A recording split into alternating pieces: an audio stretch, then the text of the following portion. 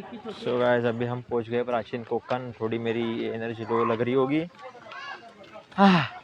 देखते कितना ब्यूटीफुल है, देखो पूरा नेचर के अंदर। चलो बेटा टिकट्स बाय करते हैं और हेलमेट सा देखते बना बस किधर क्या है।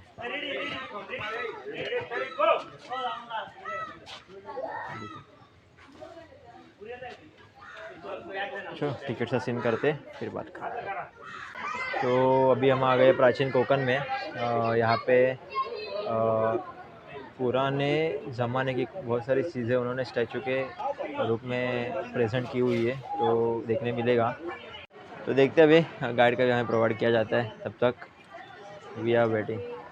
इनकी शक्ल देखो कैसी उतरी हुई है, और ये घूमने इन लोगों को घूमना है क्या यार। मतलब ऐसा पावर दिखाओ ना, एक्टिवनेस दिखाओ ना यार। देख बुब्बू सब नरम पड़ गया खाना खा के। और पता है इसके और इसके साथ क्या सीन हुआ, हम लोग मंदिर में बैठे थे प्रसाद खाने, और प्रसाद होती है खाने के लिए ना कि फेंकने के लिए। और हम दोनों ने ख़त्म कर दी। हम जाके प्लेट डाल दी हमारी। इनको हो नहीं रहा था प्रसाद ख़त्म इन दोनों को। तो ये उस पूरे राइस को खिचड़ी को लेके गए फेंकने के लिए। उतने में उधर गाइड आ गया, गाइड ने उनको रिटर्न भगा दिया। जब तक ख़त्म नहीं करते कोई उठेगा नहीं इधर से।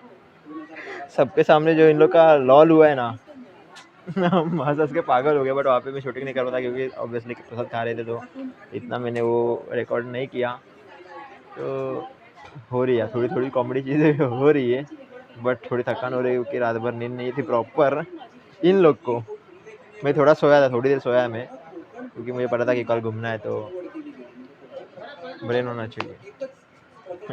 चलो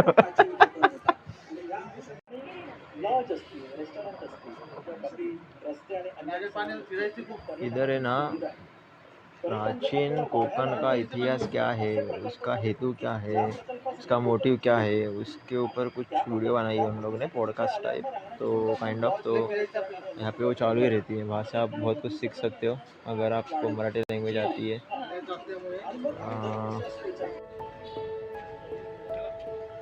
चलो फिर दोस्तों आगे देखते क्या क्या एक्सप्लोर। इस अभी मैं कुछ बात नहीं करूँगा जो भी है।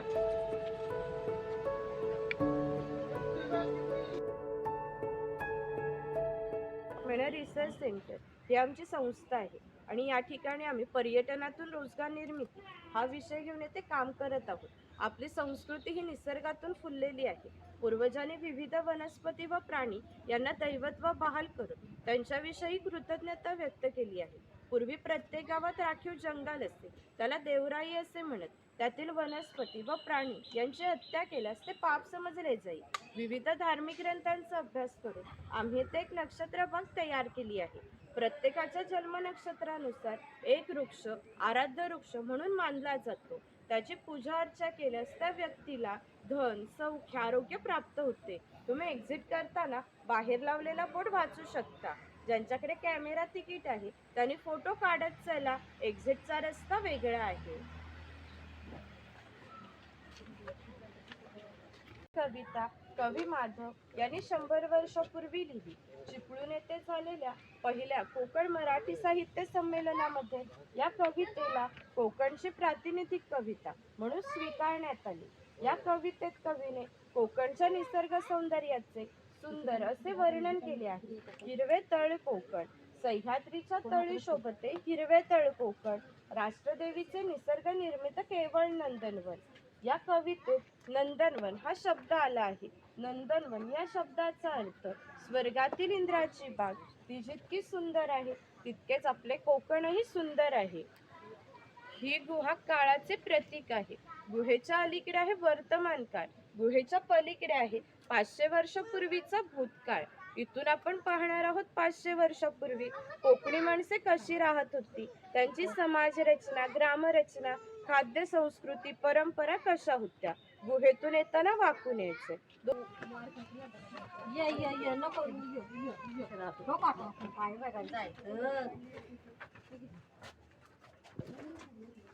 खाली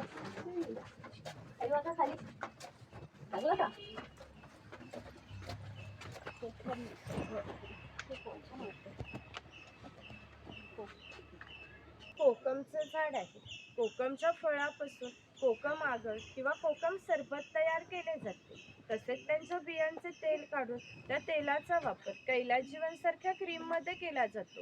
तसेच त्याच्या फळाच्या सालीपासून कोकम म्हणजेच आमसूल तयार केले जाते. इथे अजगर दाखवला आहे.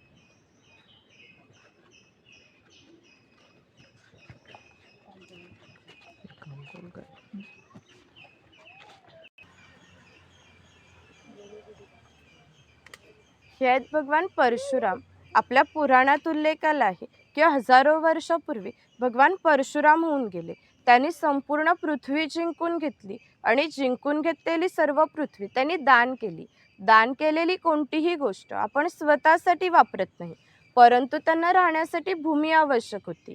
आपण जिथे उभे आहोत तिथे हजारो वर्षापूर्वी समुद्र होता. त्यांनी त्याच्याशी युद्ध केले व त्याला 40 ते 50 किलोमीटर पाठीमागे ढकलले आणि या कोकण प्रदेशाची निर्मिती केली. या कोकण प्रदेशाला परशुराम भूमी असेही म्हणतात. हे सारे कोकण दऱ्याखोऱ्याने वेढलेले आहे. सूर्याची किरणे जमिनीपर्यंत पोचू शकत नाही इतकी दाट अरण्ये, वाघ, अस्वले, गवेरेडे यांसारखी जंगली श्वापदे, 200 ते 250 प्रकारच्या औषधी वनस्पती, शेकडो प्रकारचे मासे, दुर्मिळ कासवे, मगर, सुसर यांसारखे प्राणी आपल्याला येथे पाहायला मिळतात. कोकणामध्ये लाल रंगाचा जांभ्या नावाचा दगड मिळतो. त्या जांभ्या दगडाचा हा जो पक्का रस्ता बांधलेला आहे त्याला कोकणी भाषेत पाखाडी असे म्हणतात. ही पाखाडी सुमारे 400 वर्षापूर्वी बांधण्यात आली. तेव्हा ती गणपतीच्या मंदिरापर्यंत होती. काळाच्या ओघात ती नष्ट झाली. आता ती फक्त आपल्याला प्राचीन कोकणमध्ये शिल्लक राहिलेली पाहायला मिळते. सर्वसामान्यपणे अशा पाखाड्या ग्रामदेवतेकडे जाण्यासाठी बांधल्या जात असत. आपण सुद्धा या पाखाडीने प्राचीन कोकणमधल्या ग्रामदेवतेकडे जाणार आहोत.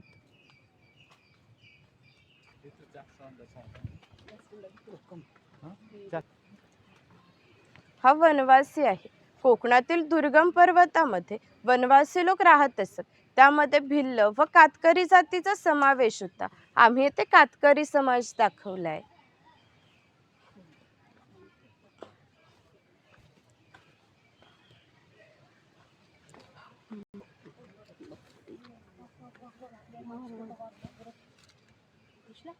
इकडे वाघ आणि वाघाची गुहा दाखवले. या बाजूला गाव शिकार दाखवले.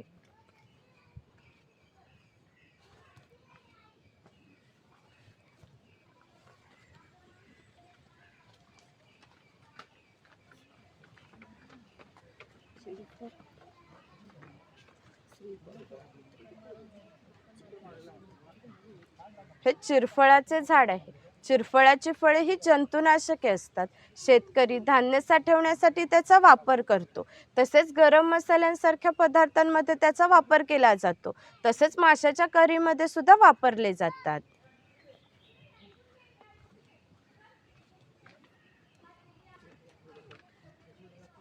तिकडे माडीवाला दाखवला आहे, ताडीमाडी काढणारा. नाही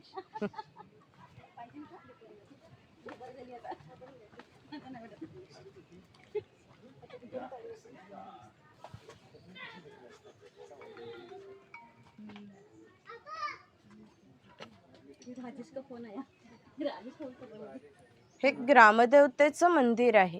पूर्वी धार्मिक संस्थाच गाव नियंत्रित करत असत. गावातील गावकरी एकत्र येत असते. गावात 2 व्यक्तींमध्ये भांडणे झालेस सगळा गाव एकत्र येऊन गाव प्रमुख त्यांच्यासमोर न्यायदान करीत असे. तसेच गावातील सार्वजनिक कामे जशा पाखाड्या बांधणे, लाकडी साखव बांधणे ही कामे कोणी व कोठे करायची याविषयीचा निर्णय सुद्धा गावकरी येथेच बसून घेत असे.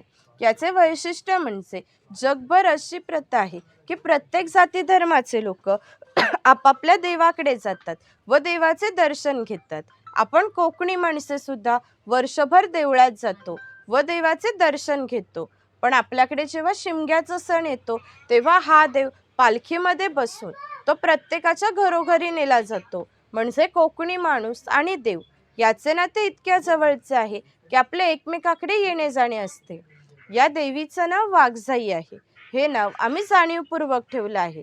असं म्हणतात की ज्या निसर्गात वाघ आहे तो निसर्ग समृद्ध आहे. 500 वर्षापूर्वीचा निसर्ग सुद्धा असाच समृद्ध होता. त्याला आमच्या भावविश्वामध्ये दैवत्वाचे स्थान आहे. आपण कोकणी माणसे वड, पिंपळ, साप, नाग यांची पूजा करतो. म्हणजे आपण सुद्धा निसर्ग पूजक माणसे आहोत. म्हणून आम्ही या देवीचं नाव प्रत्यक्ष निसर्गाशी संबंधित असंच ठेवलं आहे वाघजाई. आपण ज्या देवळामध्ये जातो तेव्हा गावातील गावकरी देवासमोर गाराणे घालतात. तसेच गाराणे आपण इथं ऐकणार आहोत. सर्वांनी हात जोडून उभं राहायचंय.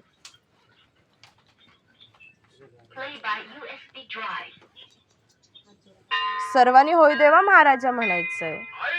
महाकाली महासरस्वती प्रमुख पंचायतन बलरामदेव महाराजा. आज वया प्राचीन कोकण बघायला लांब लांब पर्यटक आलेले आहेत. तर आपली सगळी पोरा टोरा बाया माणसं म्हातारे कोतारे सगळे तुझ्या पायाशी दर्शन घ्यायला आलेले आहेत. तर कोणाची ढोपरा कोपरा दुखत असतील, कोणाला डायबिटीस झालेला असेल, कोणाची बायपास झालेली असेल. तर आता मी काय तुला सगळं सांगित राहत नाही आहे, पण जी काय त्यांच्या मागं इडा पिडा असेल, वाकडा तिकडा असेल तर सगळं दूर कर रे महाराजा. ह्यांच्यावर कोणी करणी केला नसेल, कोणी भुताटकी केला नसेल, कोणी देव घातला नसेल, तर तू सीमेचा रखवाली हायस. तर सगळं सीमेच्या बाहेर चिरून टाक आणि इथं आलेल्या पंचवी घराला धक्का लाव देऊ नको रे महाराजा. ह्यांची कोणला पोरगी भेटत नसेल, कोणला पोरगा भेटत नसेल, कोण लग्नाचा अडकलेला असतील आणि ज्यांची लग्न झालेली आहेत त्यांना चांगली पोरा टोरा होऊ दे आणि त्या पोरा टोरांचं लय डिग्री पर्यंत शिक्षण होऊ दे महाराजा. शिक्षण झालेल्या पोरांना मनासारखी नोकरी भेटू दे आणि जर का साहेबान गौरी गणपती हरी दादा द्याला नाही तर त्या साहेबाचं काय करायचं तर तुला ठाव आहे रे महाराजा. महाराजा हो लोक इथं जुनं कोकण बघायला आलेलं आहे. तसं प्रत्येकाचं आपापलं गाव असेल, गावात घरदार असेल, जमीन जुमला झाडामाडा असतील, गावाकडे म्हातारी कोतारी माणसं असतील, ती सगळी ह्यांचीकडे वाटेला डोला लावून बसलेली असतील. या सगळ्यांना भेटायला जायची यांना बुद्धी दे रे महाराजा. या सगळ्यांच्या वती नारळ देऊन तुला गाळानं घालतावाय. नारळ नेव तर सोन्याचा गोला मानून ही जी काय माणसं स्वतःच्या गाडीने आलेली असतील, कोण रेल्वेने आलेला असेल, कोण इष्टीने आलेला असेल, त्या सगळ्यांना आपापल्या घरात सुखरूप पोचव रे महाराजा. सगळ्यांच्या कामाधंद्यात पुरा डोरात बरकत दे आणि पुढच्या वर्षी पण वय पर्यटक तुझ्या चरणी येतील तशी त्यांच्या पायात ताकद दे, बुद्धी दे आणि त्यांची रखवाली कर रे महाराजा. अरे हुरा रे हुरा आणि आमच्या वाघजाय मातेचा सोन्याचा तुरा रे.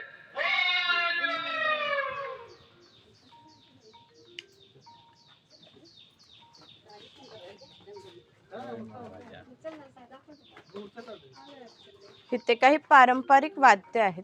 लाकडी ढोल आहेत, मातीचे ताशे आहेत. यांचा खालील भाग हा मातीचा बनवलेला आहे.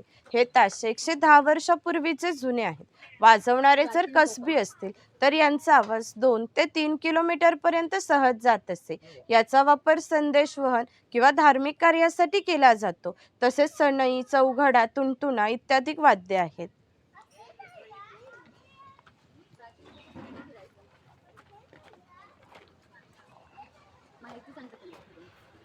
हा चव्हाटा देव आहे. असं म्हणतात की कोकणामध्ये भरपूर भूत असतात. कोकणवासियांची अशी श्रद्धा आहे की हा देव त्यांच्यावर नियंत्रण ठेवतो. म्हणून त्याला शिमग्याच्या वेळेस गाराणे घातले जाते किंवा पशुबळीही दिला जातो. हे वीरगळ आहे, वीर लोकांचे प्रतीक चिन्ह.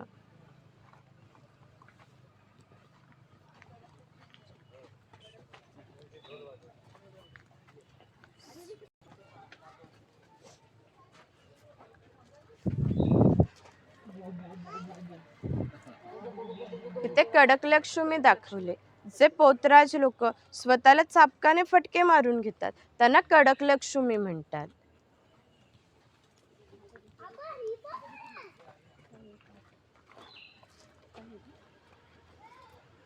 इकडे कोळी समाज दाखवलाय. कोळी समाजाचे लोक समुद्राच्या इतक्या जवळ राहतात की समुद्राच्या भरतीचे पाणी सुद्धा त्यांच्या घराला लागून जाते. एवढी छोटी होडी घेऊन हे लोक खोलवर समुद्रामध्ये मासेमारी करत असतात. कधी कधी समुद्राच्या उसळणाऱ्या लाटा ह्या त्यांच्या होडीपेक्षाही मोठ्या असतात. परंतु ते कुशलतेने होडी वल्हवतात आणि पहाटेच्या वेळी घरी परत येतात.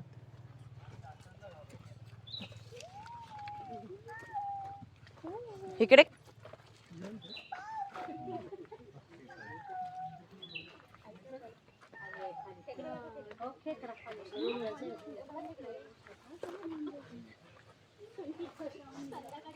हा नाभिक आहे. पूर्वी कोकणामध्ये 12 बलुतेदार पद्धत अस्तित्वात होती. म्हणजे नाभिक, सुतार, कासार हे प्रत्येकाच्या घरोघरी जाऊन सेवा पुरवत असत. त्या बदल्यात त्यांना पैसे नव्हे तर धान्य मिळत असे. एका नाभिकाला एका कुटुंबातील पुरुषाचे घरी जाऊन केस व दाढी करण्यासाठी वर्षभरासाठी 4 पायली म्हणजे आताचे 8 किलो धान्य मिळत असे. इतक्या अल्प मोबदल्यात हे लोक समाजाची सेवा करत असत. या नाभिकाविषयी आमच्या लोकसाहित्यात एक मजेशीर वर्णन आढळलंय. असं म्हणतात की गावातील प्रत्येक गोष्ट ही नाभिकाला माहीत असते आणि नाभिकाला माहीत असलेली प्रत्येक गोष्ट ही गावभर होते. आता तुम्ही आलात, ही गोष्ट ज्या अर्थी नाभिकाला समजली त्या अर्थी ती संपूर्ण गावाला समजली. आमचं सगळं गाव तुमच्या स्वागतासाठी उत्सुक आहे. प्रथेप्रमाणे आधी खोतांच्या घरी जाऊ, मग गावामध्ये फेरफटका मारू.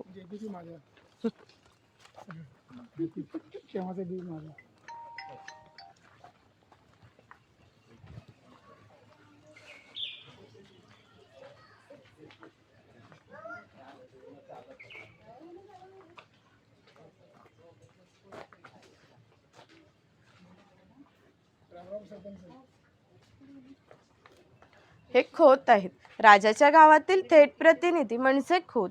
धार्मिक व राजकीय बाबतीत पहिला मान हा खोतांचा असे. खोत लोक गावचे प्रमुख असत. गावातील न्यायदान करणे, महसूल गोळा करणे, कायदा व सुव्यवस्था सांभाळणे ही कामे खोतांची असत. खोत लोक जमीनदार असत. सर्वसामान्यपणे सुख वस्तू असत. त्यांच्या बसण्याच्या लगबीवरूनच ते किती ऐशोआरामी जीवन जगायचे हे तुमच्या लक्षात येईलच. ही खोतांची बायको आहे. पूर्वी कोकणी स्त्रिया सुंदरही होत्या आणि शूरही होत्या, परंतु त्यांना स्वातंत्र्य नव्हते. माझघराचा उंबरठा हीच त्यांची मर्यादा होती. इकडे खोतांची 2 मुले दाखवलेत. ती आपला परंपरागत खेळ सोंगट्या खेळत आहे. हा खेळ महाभारतामध्ये धर्मराज व दुर्योधन यांच्यामध्ये द्यूत नावाने खेळला गेला. हस्तिदंती फासे असतात, शंखांच्या कवड्या असतात, त्या टाकून विशिष्ट प्रकारचे दान मागितले जाते व त्या सोंगट्या मागे पुढे सरकवून हा खेळ खेळला जातो. खेळणारे जर कसबी असतील तर हा खेळ 1 ते 2 रात्र सहज रंगत असे. इतका मजेशीर खेळ आहे. घराची रचना पहा. खोत ज्या उंचवट्यावर बसलेत त्याला ओटी असे म्हणतात. गावातील मान्यवर लोक ओटीला बसत. ही समोर आहे ती पडवी. सर्वसामान्य लोक पडवीला बसत.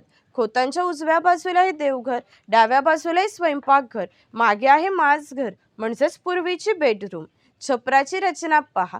वरती छोटे छप्पर, मध्ये गॅप, त्याखाली मोठे छप्पर. कोकणामध्ये उष्णता फार असते, त्यामुळे घरातील उष्ण हवा गॅपमधून बाहेर जाते व बाहेरील थंड हवा तिची जागा घेते. त्यामुळे घरातील वातावरण थंड राहते. घरासमोर अंगण आहे. अंगणात तुळस आहे. अंगण हे कोकणी घरांचं वैशिष्ट्य आहे. तुम्हाला एकही कोकणी घर असं दिसणार नाही की ज्याच्या पुढे अंगण नाही किंवा तुळस नाही.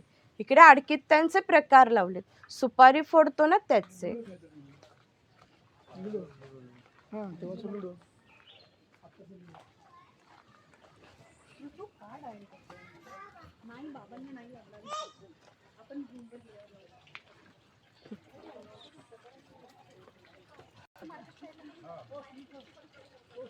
इथे लहान मुलाला पाटाच्या पाण्यावर खेळताना दाखवलंय.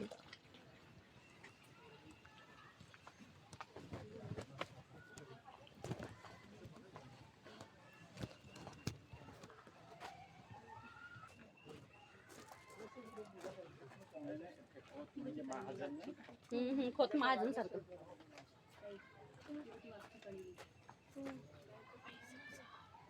हा शेतकरी आहे.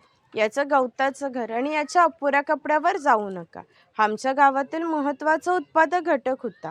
हा एकमेव धान्याचं उत्पादन करीत असे आणि 12 बलुतेदार, खोत व राजा यांना धान्य पुरवण्याचे महत्त्वाचे काम हा शेतकरी करीत असे. आमच्या ग्रामीण अर्थव्यवस्थेचा पायाभूत घटक हा आमचा शेतकरी होता. पूर्वी त्याचं घर असायचं, तसंच आम्ही येथे उभारलं आहे. ही जी चूल आहे तिला कोकणी भाषेत पिरसा असे म्हणतात. ती सतत पेटती ठेवली जायची, कारण पूर्वी घरामध्ये लाईटर किंवा माचीस नव्हता. शेतकऱ्याच्या बायकोला जर स्वयंपाक बनवायचा असेल तर ती इथले 2-3 निखारे घेऊन स्वयंपाकघरातली चूल पेटवीत असे. जर हा विस्तव विझला तर घरामध्ये 2 गारगोट्या ठेवल्या असत, त्या एकमेकावर घासून हा विस्तव केला जात असे. हे उचल आहे, याचा वापर कपडे सुकवण्यासाठी केला जातो. ही शेतकऱ्याची बायको आहे, ती शेतकऱ्याची मुलगी आहे. तो पाळणा आम्ही शेतकऱ्याच्या घरात कायमस्वरूपी टांगून ठेवला आहे, कारण शेतकऱ्याच्या घरी दरवर्षी पाळणा हलत असे. म्हणजे एका शेतकऱ्याला 8 ते 10 मुलं होती. म्हणजेच पूर्वी एकत्र कुटुंब पद्धत अस्तित्वात होती. ती शेणाने सारवलेली टोपली आहे, तिला कणगी असे म्हणतात.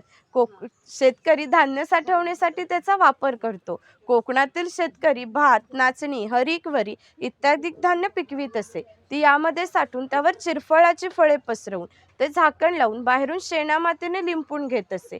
त्यामुळे आतील धान्य 2 ते 3 वर्ष सहज टिकत असे. घरामध्ये गौरी गणपतीचा सण दाखवलाय, त्या बाजूला पांगुळ गाडा आणि घोडागाडी दाखवले.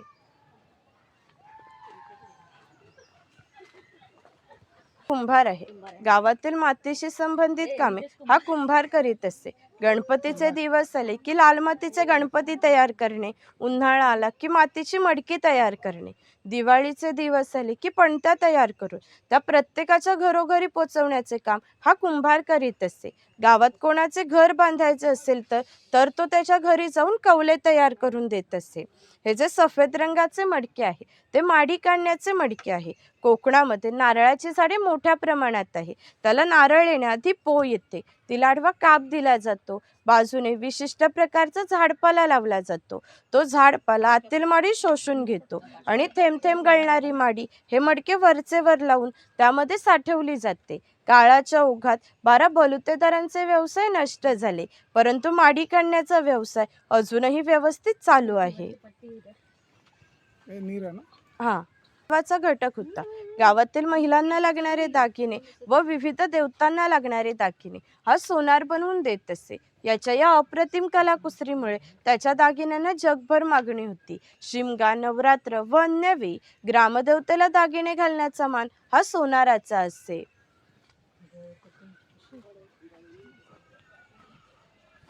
या कोकणातील बंदरांना 5000 वर्षापूर्वीचा इतिहास आहे. या बंदरांमधूनच भारतीय व्यापाऱ्यांनी जगाशी व्यापार केला. येथून निर्यात होणाऱ्या वस्तूंमध्ये हस्तकौशल्याच्या वस्तू, हस्तिदंती वस्तू, तलम कापड, शंख शिंपले, हिरे माणिके, मोती इत्यादींची निर्यात हा वाणी करीत असे. त्याबदल्यात सर्व जगातून भारतामध्ये सोने येत होते. भारताने जे सुवर्णयुग अनुभवले त्याची प्रवेशद्वारे ही कोकणची बंदरे होती. हा सुतार आहे. कोकणातील 12 बलुतेदार दाखवताना जे अधिक कौशल्यवान आहेत त्यामुळे ते दाखवले आहेत. त्यापैकी हा सुतार. सुताराचे खरे काम शेतकऱ्याला लागणारी लाकडी अवजारे बनवून देणे. हा सावंतवाडीचा सुतार आहे. सावंतवाडीच्या लोकांचे लाकडावरील कोरीव काम हे जगप्रसिद्ध आहे. याच्या काही हस्तकौशल्याच्या वस्तू तुम्हाला आमच्या हस्तकला विक्री केंद्रात पाहायला मिळतील. इकडे दरवेशी दाखवला आहे अस्वलाचा खेळ करणारा आणि गारुडी दाखवला आहे सापाचा खेळ करणारा.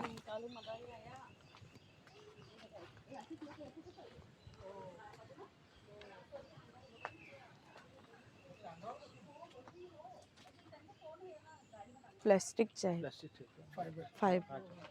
हा लोहार आहे. ज्याप्रमाणे शेतकऱ्याला लागणारी लाकडी अवजारे सुतार बनवून देत असे, त्याप्रमाणे त्याला लागणारी लोखंडी अवजारे हा लोहार बनवून देत असे. उदाहरणार्थ कोयता, कुऱ्हाड, नागराचे फाळे इत्यादी. 500 वर्षापूर्वी कोकणाची राजकीय परिस्थिती अस्थिर होती. बरेचसे लोक सैन्यामध्ये होते. त्यांना लागणाऱ्या लोखंडी ढाली व तलवारी हा लोहार बनवून देत असे. याचे वैशिष्ट्य म्हणजे अजूनही कोकणातील खोत व मराठा यांच्याकडे काहीशा वर्षापूर्वीच्या तलवारी आहेत. त्यांना अजूनही गंज आलेला नाही. त्याची दर दसऱ्याला पूजा केली जाते.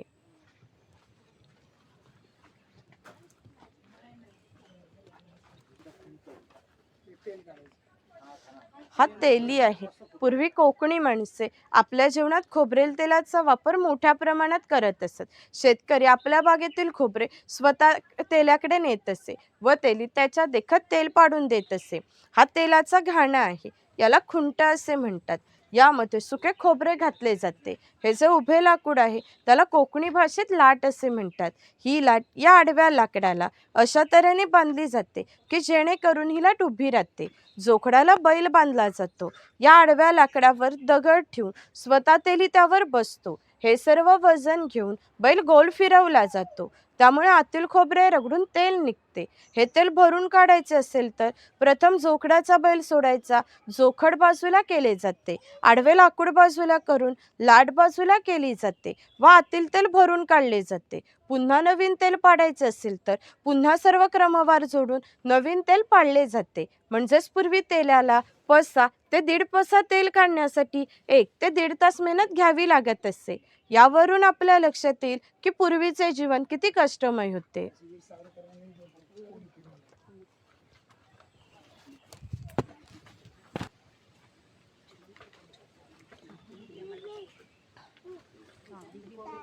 हा बुरुड आहे.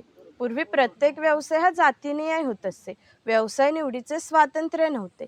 प्रत्येकाला आपापल्या जातीचाच व्यवसाय करावा लागत असे. म्हणजे बांबूंच्या वस्तू बनवून देण्याचे काम हा बुरुड करीत असे. हे सूप आहे. ती फुलांची परडी आहे. ही रोवळी आहे.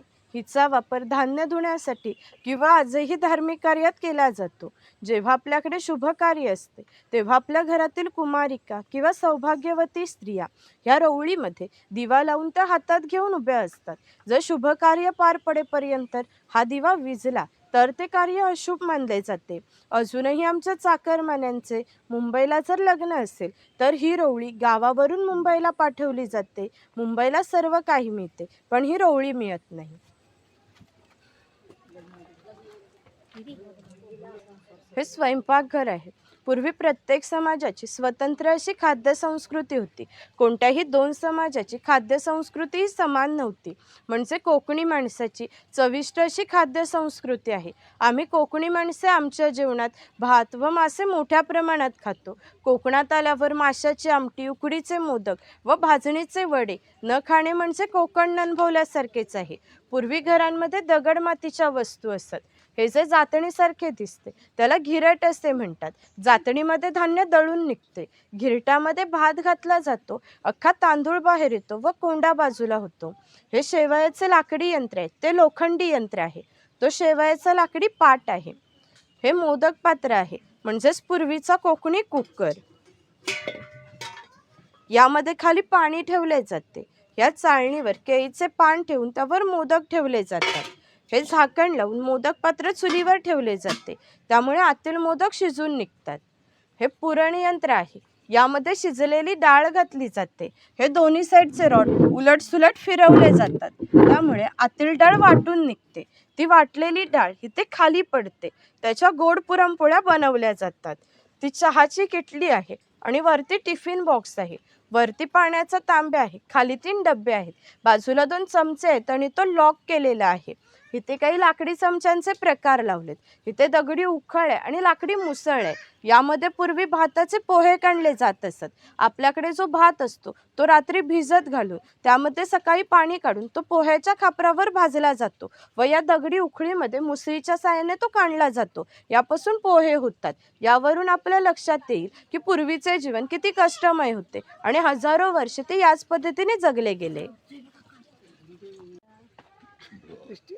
हा कासार आहे. मगाशी सांगितल्याप्रमाणे 12 बलुतेदार हे लोकांच्या घरोघरी जाऊन सेवा पुरवत असत. त्याप्रमाणे हा कासार या मुलीच्या घरी आला आहे. पूर्वी कोकणामध्ये मुलींची लग्ने वयाच्या 8व्या किंवा 10व्या वर्षी होत असत. तोपर्यंत हा कासार या मुलीला बांगड्या भरण्याचा कोणताही मोबदला घेत नसे. जेव्हा या मुलीचे लग्न होईल तेव्हा तिचे वडील या कासाराला एक छोटासा सोन्याचा दागिना देत. या व्यतिरिक्त त्याला कोणताही मोबदला मिळत नसे.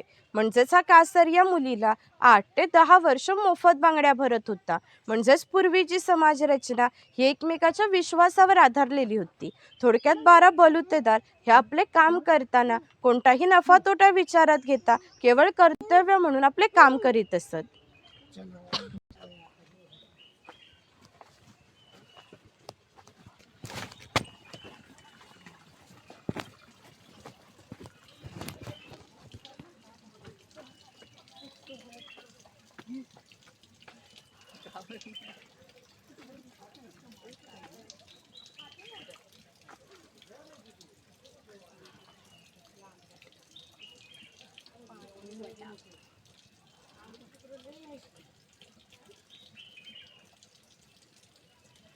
पाणवठा आहे.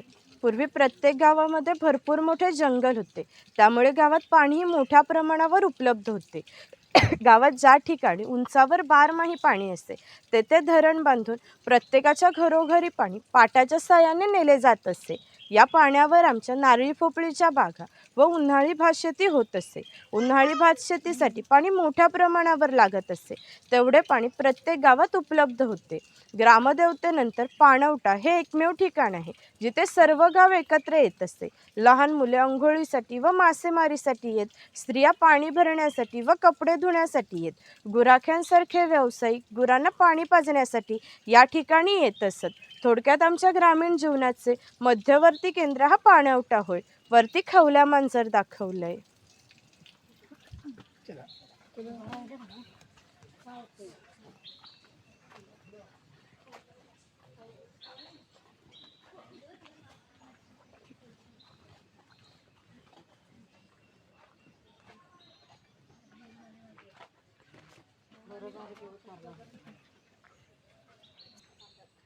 हा चर्मकार आहे. चामड्याच्या वस्तू बनवून देण्याचे काम हा चर्मकार करीत असे. याच्या जोडीला आणखी एक प्रसंग सांगते की जो 500 वर्षापूर्वी घडला. इथून 80 किलोमीटर अंतरावर मार्लेश्वर नावाचे देवस्थान आहे. एका पर्वतात एक गुहा आहे. त्या गुहेमध्ये शंकरांची पिंडी आहे. आणखीन एक वैशिष्ट्य म्हणजे त्या गुहेत अजूनही जिवंत साप आहे. पूर्वी मार्लेश्वर देव हे एका गावामध्ये राहत होते. त्या गावातील लोक काही वाईट मार्गाने वागू लागली, त्यामुळे शंकरांचे पावित्र्य हे कमी होऊ लागले. शंकरांना ते मान्य होणे शक्य नव्हते, म्हणून त्यांनी तो गाव सोडून जाण्याचा निर्णय घेतला. मकर संक्रांतीच्या आदल्या रात्री ते गावाबाहेर पडले. गावाबाहेर या चर्मकाराचे घर होते. चर्मकार गरीब, श्रद्धाळू व नीतिवान होता. शंकरांनी कोणत्याही जातीपातीचा विचार न करता त्याला मशाल दाखवण्याची विनंती केली. चर्मकाराने सुद्धा अतिथी देवो भव समजून मशाल दाखवण्यास सुरुवात केली. आज ज्या ठिकाणी मार्लेश्वर देवस्थान आहे त्या ठिकाणी गेल्यावर शंकरांनी आपले खरे रूप प्रकट केले व त्याला दर्शन दिले. त्याला सांगितले की आजपासून मी याच ठिकाणी राहणार. या गोष्टीला जवळजवळ 500 वर्ष होऊन गेलीत, परंतु दरवर्षी मकर संक्रांतीला शंकरांची मूळ गावातून पालखी निघते. तिला मशाल दाखवण्याचे काम चर्मकाराचा आजचा वंशज करतो. म्हणजे मार्लेश्वर हे असे देवस्थान आहे की तिथे कोणताही जातीभेद मानला जात नाही. घेऊन इकडे वरती जायचंय. पुढे गुहेमध्ये तयार केले. पुढे मार्लेश्वराची प्रतिकृती तयार केले. दर्शन घेऊन इकडे वरती जायचंय. पुढे गुहेमध्ये तयार केले.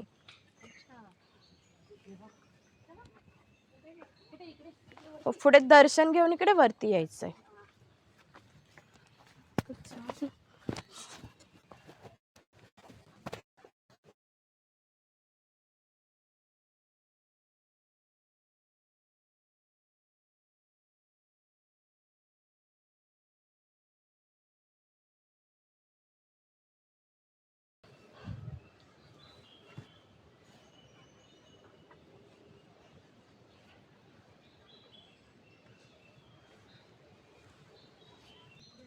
हा धनगर आहे. धनगर या मराठी शब्दाचा अर्थ ज्याच्याकडे भरपूर धन आहे. पूर्वी हा धनगर समाज इतक्या दुर्गम ठिकाणी राहत होता की तिथून त्याचा पहिला बस स्टॉप देखील 10 ते 12 किलोमीटर अंतरावर असते. हे लोक ज्यावेळी गावामध्ये येत असत त्यावेळी त्यांच्या पायामध्ये चामड्याच्या वाणा, हातात घुंगराची काठी व खांद्यावर घोंगडी या वेशभूषेत येत असत. असे असले तरी प्रत्येक धनगर हा 100 ते 125 गायी, 5 ते 25 म्हशींचा मालक होता. प्रत्येक गाई म्हशीची किंमत ही 8 ते 10 हजारापर्यंत होती. या सर्वांची जर विक्री करायचे म्हटले तर त्याची किंमत काही लाखापर्यंत जाते. इतक्या धनसंपत्तीचा मालक हा धनगर होता. कोकणी लोकांचे राहणीमान साधे असल्यामुळे त्यांची ही राणी अशी साधी होती. जंगली श्वापदापासून संरक्षण होण्यासाठी ती अशी उंचावर बांधली आहे. त्याच्या आतमध्ये 2 बांबूंच्या मध्ये गॅप आहे, कारण त्याने केलेला मैला यातून बाहेर पडत असे.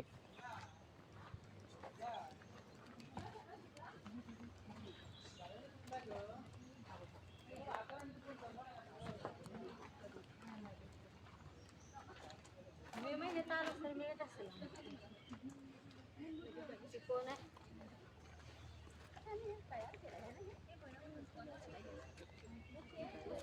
ही कादभट्टी आहे. खैराचे झाड तोडून त्याच्या आतमधल्या भागाचे तुकडे करून या पहिल्या 4 मडक्यांमध्ये पाण्यासोबत उकळवले जाते. जो लाल रंगाचा पाक तयार होतो तो 5व्या मडक्यामध्ये एका विशिष्ट तापमानामध्ये उकळवला जातो. तो पाक सावलीत सुकत घालून त्याच्या वड्या पडल्या जातात. कात तयार होण्याच्या प्रक्रियेला 3 ते 4 महिने लागतात. तुम्ही ते मुखवटे वगैरे घालून फोटो काढणार असाल तर काढू शकता. पुढे आमचं शॉप आहे. काही खरेदी करणार असाल ना तर करू शकता. आणि शॉपमधून पुढे जायचं शंख प्रदर्शन लास्ट पॉइंट आहे.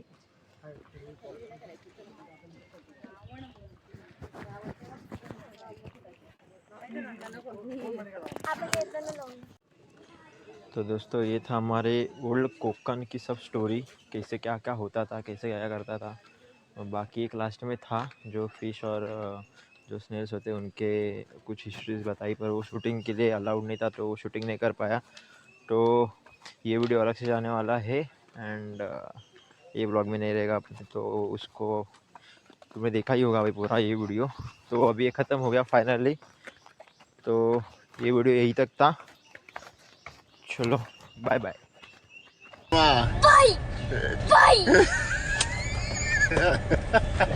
يلا مع السلامة.